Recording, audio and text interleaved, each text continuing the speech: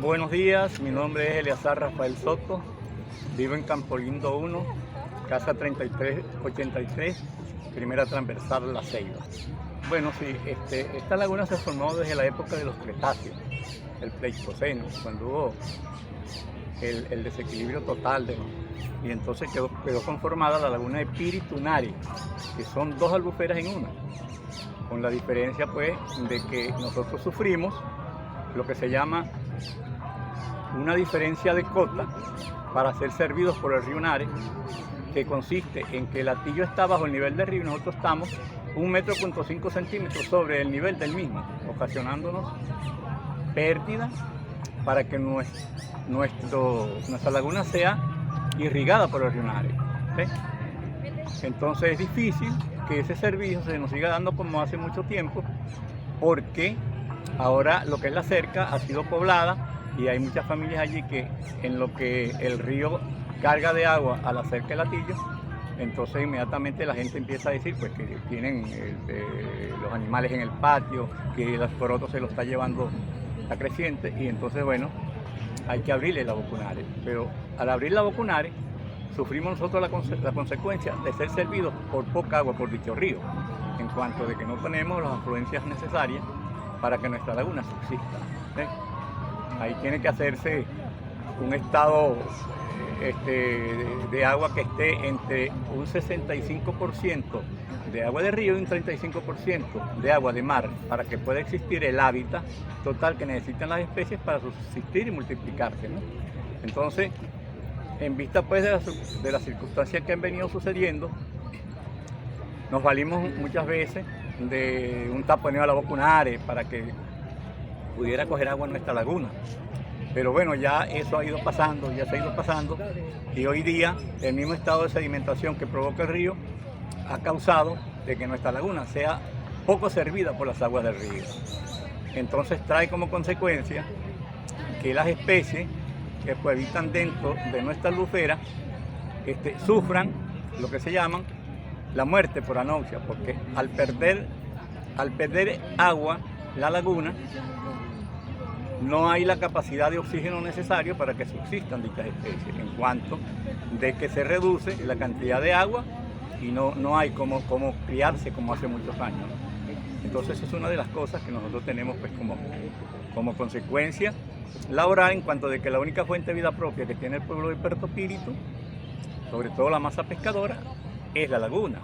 Y si la laguna no produce, entonces el comercio no puede avanzar, en cuanto de que no tienen efectivo como para comprar pues, y subsistir. Esas son las cosas que en realidad pues, a nosotros nos afectan. Ahora bien, ¿qué haría falta? Bueno, ahorita con la tecnología que hay es simple, tratar de abrirle un famoso caño llamado Caño Canoa, que es el caño más afrontual que tiene la laguna de Píritu por el río. Entonces tratarlo de hacerle su canal más amplio para que cuando venga el invierno nos supla de agua, el agua necesaria que necesita la laguna porque debido a que no hay afluencia del río, la laguna, dentro de su espejo de agua existente en esa parte, que es aproximadamente de 1 metro máximo, al no haber fuerza del río que arrastre las partículas flotantes que están dentro de la superficie y el fondo, entonces ¿qué provoca? ¿Qué provocan? Sedimentación. ¿Por qué? Porque no pueden avanzar, no pueden ser arrastradas por la corriente. Entonces van abajo, causando entonces sedimentación, quitándole nivel a nuestra laguna. Y eso ha traído como consecuencia el caso que tenemos ahorita, que hacían 30 años que no sucedía, que se nos murieran las especies. ¿Por qué se mueren las especies? Porque al no haber en la parte profunda oxígeno, entonces las especies no pueden subsistir, porque ellos tienen respiración branquial. Entonces esas cosas es uno de los factores más comprometedores que tiene nuestra laguna. ¿Cuál sería la solución? Una de las soluciones, bueno, tratar de abrir Caño Canoa. Ahí hay 9 caños. Caño Canoa, Caño Arocha, Caño Caballo, etcétera. Pues, entonces, eso hay que tratar de a Caño Canoa hacerlo más amplio, para que la entrada de agua del río en época de crecimiento sea más amplia. Y entonces vuelva a nuestra laguna a tener su hábitat que hace 20 años atrás tenía, 20, 25 años. Entonces es uno de los clamores que este pueblo pues tiene con su única fuente de vida propia, que mientras tengas especies que el pescador pueda producir, entonces tiene el comercio cómo existir, el pescador puertopiriteño tiene cómo comprar para sobrevivir, y así sucesivamente. Es la cadena, pues, ya eso tiene 25 años que dejó de suceder aquí en Puerto Rico. ¿Por qué ha suscitado este cambio? Bueno, mira, el cambio ha suscitado, ¿por qué? Porque ahorita, las aguas que le caen a la laguna no son la cantidad que se necesita, ¿sí? Son bastante escasas. Y al no haber aguas del río que empujen o impulsen el sistema de sedimentación que hay, a escaso 1,15 metros, 1,20 metros, es lógicamente que esa cantidad de sedimentación va al fondo, y al ir al fondo y no tiene quien lo arrastre, ¿qué produce? Sedimentación. ¿Cuál es la solución? Que el caño canoa o el caño al caballo, que son caños importantísimos, caño aroche, hay 9 caños muy importantes que esa laguna tuvo siempre. Entonces, esas son los afluentes de agua más importantes que tiene nuestra laguna. Si nosotros logramos que por lo menos Caño Canoa se amplíe, se meta recto, vamos a poner ahí 1 kilómetro más o menos, ¿no? 1 kilómetro y un poquito más.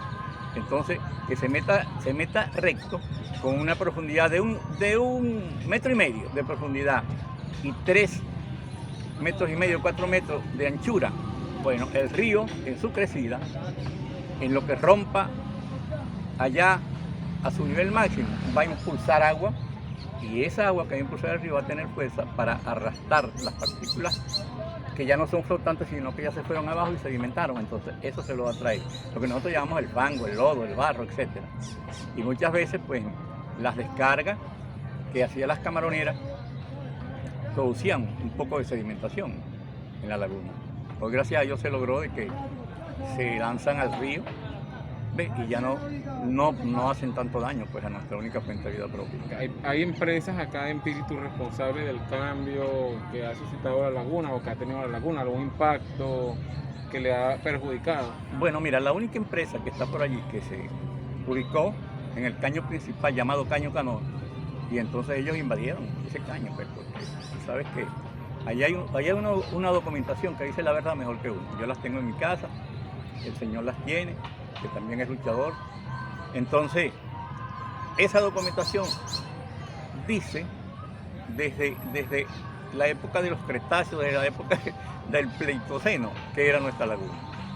Cuando el río se llenaba, todas las aguas que sobrepasaban el límite corrían hacia la laguna. Y bueno, por aquí, ahí donde tú ves que está eso totalmente sedimentado, eso llegaba a medir ahí 3,5 brazas de profundidad. Ahí.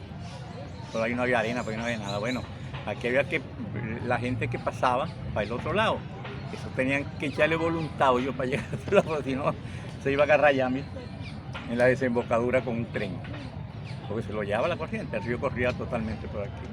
Pero quizás ya